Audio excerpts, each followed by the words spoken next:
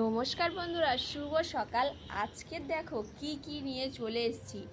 এখানে আজকে নিয়ে চলে এসেছি রুই মাছ আর ও মাই গড, এই দেখো আর হচ্ছে কাঁকড়া। এই কাঁকড়াগুলো আমাদের এখানে খাল থেকে ধরা।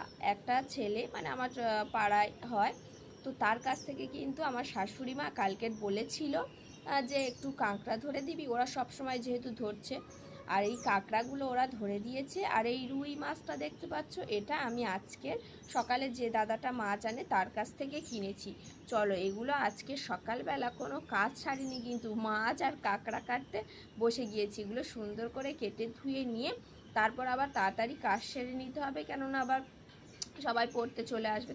তো চলো এগুলো কেটে ধুয়ে নিই। দেখো এর অবস্থাটা দেখো না, বাপরে বাপ। তো এখানে দেখো কাঁকড়া অনেক কটাই আছে, যে কটা পেয়েছে বাচ্চা ছেলে আর কি করবে।